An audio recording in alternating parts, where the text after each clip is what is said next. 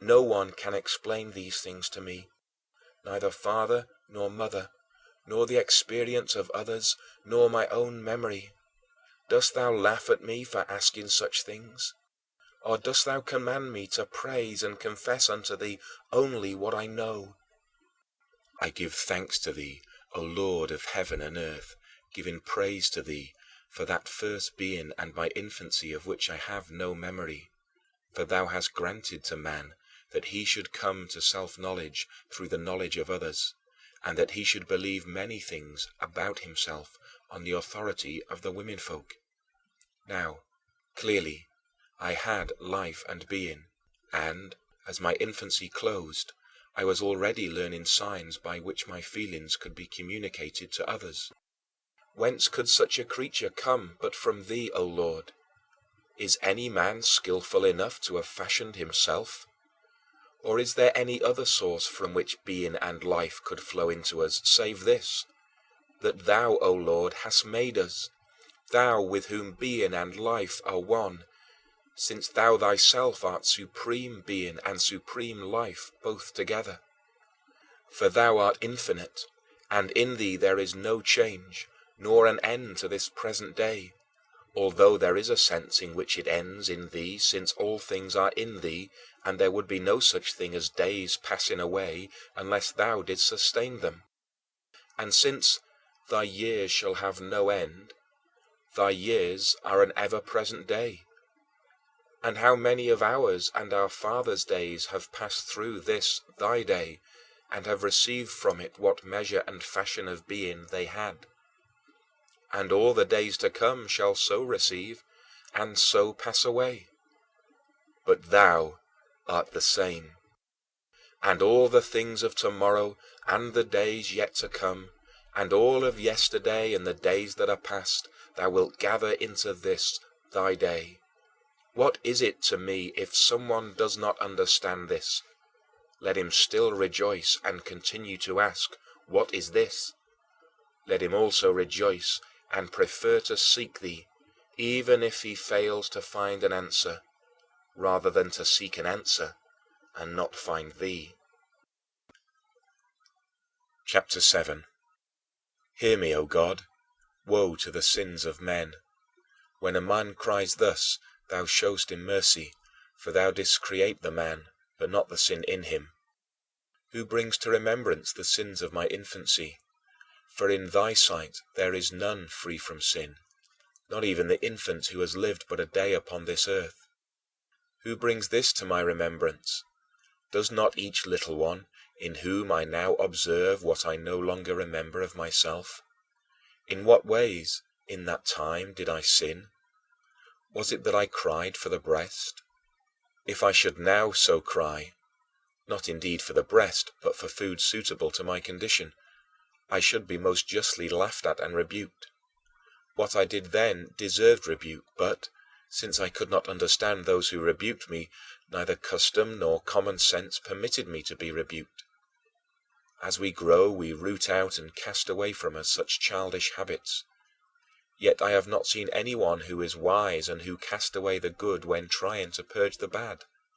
Nor was it good, even in that time, to strive to get by crying what, if it had been given to me, would have been hurtful, or to be bitterly indignant at those who, because they were older, not slaves either, but free, and wiser than I, would not indulge my capricious desires.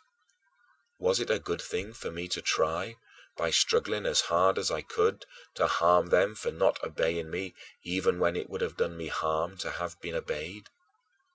Thus, the infant's innocence lies in the weakness of his body, and not in the infant mind. I have myself observed a baby to be jealous, though it could not speak. It was livid as it watched another infant at the breast. Who is ignorant of this? Mothers and nurses tell us that they cure these things by I know not what remedies. But is this innocence, when the fountain of milk is flowing fresh and abundant, that another who needs it should not be allowed to share it, even though he requires such nourishment to sustain his life? Yet we look leniently on such things, not because they are not faults, or even small faults, but because they will vanish as the years pass. For, although we allow for such things in an infant, the same things could not be tolerated patiently in an adult. Therefore, O Lord my God, thou who gavest life to the infant and a body which, as we see, thou hast furnished with senses, shaped with limbs, beautified with form, and endowed with all vital energies for its well-being and health, thou dost command me to praise thee for these things, to give thanks unto the Lord, and to sing praise unto his name, O Most High. For thou art God, omnipotent and good, even if thou hadst done no more than these things, which no other but thou canst do, thou alone who madest all things fair and didst order everything according to thy law. I am loath to dwell on this part of my life of which, O Lord, I have no remembrance, about which I must trust the word of others and what I can surmise from observing other infants, even if such guesses are trustworthy. For it lies in the deep murk of my forgetfulness, and thus is like the period which I passed in my mother's womb. But if I was conceived in iniquity, and in sin my mother nourished me in her womb, where, I pray thee, O my God, where, O Lord, or when was I, thy servant, ever innocent? But see now, I pass over that period. For what have I to do with a time from which I can recall no memories? Chapter 8. Did I not then, as I grew out of infancy, come next to boyhood, or rather, did it not come to me and succeed my infancy? My infancy did not go away, for where would it go? It was simply no longer present. I was no longer an infant who could not speak, but now a chattering boy. I remember this, and I have since observed how I learned to speak. My elders did not teach me words by rote, as they taught me letters afterwards. But I myself, when I was unable to communicate all I wished to say to whomever I wished by means of whimperings and grunts and various gestures of my limbs, which I used to reinforce my demands, I myself repeated the sounds already stored in my memory by the mind which thou, O God, hast given me. When they called something by name and pointed it out while they spoke, I saw it, and realized that the thing they wished to indicate was called by the name they then uttered, and what they meant was made plain by the gestures of their bodies, by a kind of natural language common to all nations, which expresses itself through changes of countenance, glances of an eye, gestures and intonations which indicate a disposition and attitude, either to seek or to possess, to reject or to avoid. So it was that by frequently hearing words in different phrases, I gradually identified the objects which the words stood for, and, having formed my mouth to repeat these signs, I was thereby able to express my will. Thus, I exchanged with those about me the verbal signs by which we express our wishes and advance deeper into the stormy fellowship of human life, depending all the while upon the authority of my parents and the behest of my elders. Chapter 9. O my God, what miseries and mockeries did I then experience when it was impressed on me that obedience to my teachers was proper to my boyhood estate if I was to flourish in this world and distinguish myself in those tricks of speech which would gain honor for me among men and deceitful riches. To this end, I was sent to school to get learning, the value of which I knew not, wretch that I was. Yet, if I was slow to learn, I was flogged. For this was deemed praiseworthy by our forefathers, and many had passed before us in the same course, and thus had built up the precedent for the sorrowful road on which we too were compelled to travel, multiplying labor and sorrow upon the sons of Adam.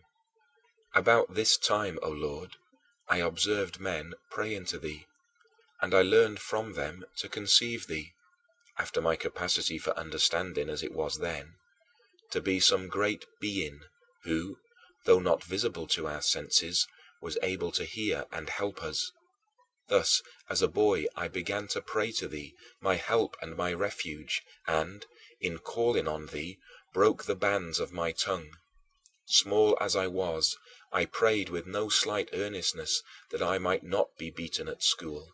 And, when thou didst not heed me, for that would have been giving me over to my folly, my elders and even my parents too, who wished me no ill, treated my stripes as a joke, though they were then a great and grievous ill to me. Is there anyone, O Lord, with a spirit so great, who cleaves to thee with such steadfast affection? Or is there even a kind of obtuseness that has the same effect?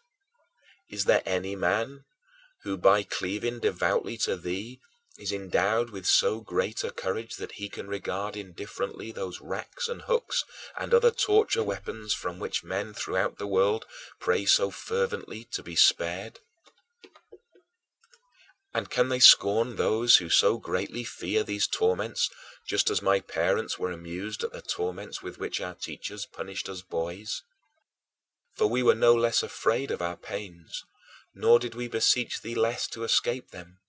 Yet, even so, we were sinning by writing or reading or studying less than our assigned lessons. For I did not, O Lord, lack memory or capacity, for by thy will I possessed enough for my age. However, my mind was absorbed only in play, and I was punished for this by those who were doing the same things themselves. But the idling of our elders is called business. The idling of boys, though quite like it, is punished by those same elders, and no one pities either the boys or the men. For will any common sense observer agree that I was rightly punished as a boy for playing ball, just because this hindered me from learning more quickly those lessons by means of which, as a man, I could play at more shameful games? And did he by whom I was beaten do anything different? When he was worsted in some small controversy with a fellow teacher, he was more tormented by anger and envy than I was when beaten by a playmate in the ball game. Chapter 10. And yet I sinned, O Lord my God, thou ruler and creator of all natural things, but of sins only the ruler. I sinned, O Lord my God, in acting against the precepts of my parents and of those teachers. For this learning which they wished me to acquire, no matter what their motives were, I might have put to good account afterward. I disobeyed them, not because I had chosen a better way, but from a sheer love of play. I loved the vanity of victory. I loved to have my ears tickled with lying fables, which made them itch even more ardently, and a similar curiosity glowed more and more in my eyes for the shows and sports of my elders. Yet those who put on such shows are held in such high repute that almost all desire the same for their children. They are therefore willing to have them beaten, if their childhood games keep them from the studies by which their parents desire them to grow up to be able to give such shows. Look down on these things with mercy, O Lord, and deliver us who now call upon thee. Deliver those also who do not call upon thee, that they may call upon thee, and thou mayst deliver them.